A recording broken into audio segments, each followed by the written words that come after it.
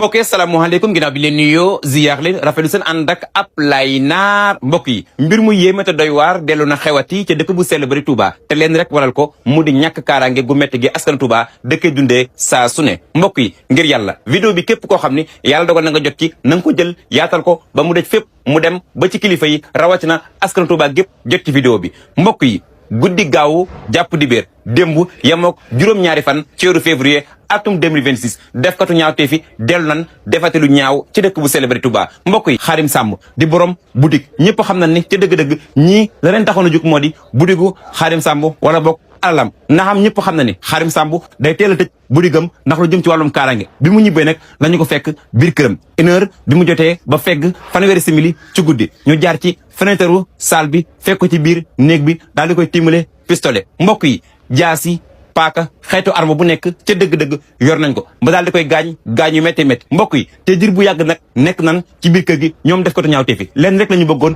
mu di bépp xaalis boo xam ni moom Xaadim Samb mii yor na ko mu daal di koy jox def ko te ñaawtee fi mbokk yi Xaadim Samb day la mu yoroon yëkkati leen jox ko waaye nag ñoom ca dëgg-dëgg gëmuñu ko ndax la ñu bëggoon moo di mu daal di génnee mbooleem xaalis boo xam ni ma nga fa Xaadim Samb jot nañ ko faa dóor yu métti gaañ ko fa gaañ yu métti jël leen mook soxnaam dugal leen ci salle de bain bi mbokk yi daanaka def nañ fa waxtu ak lu teg ñu nekk ci biir kër gi di wër mbokk yi li leen yàlla dimbalee moo di soxna si bi muy dugg ba ci biir salle de bain bi dafa yóbbaale téléphone am ci noonu nag la ñu wootee ci biti ñu ñëw daal leen xettali mbokk yi mu nekk loo xam ni métti na ba fa métti yam lii nag lañ ca mën a jàngatee mooy képp koo xam ni yaa ngi liggéey ci dëkk bu célébré Touba képp koo xam ni place nga yor xamal ni jot na sëkk nag nga jël say matuwaay mbokk yi def ko te ñaaw te fi day fees na dell ci dëkk bu célébré Touba te itam ñu ngi seen kaw saa bu ñu xëyee da ci teg suñuy gët ngir yàlla jël leen seeni matuwaay te nag li ci gën a doy waar moo di def ko te ñaaw te fi dañuy def ba dem waaye jafe na lool nga dégg ñu ne jàpp nañ leen te mbokk yi jamono ji fa nu gën a sonal moo di kër Xaadim Samb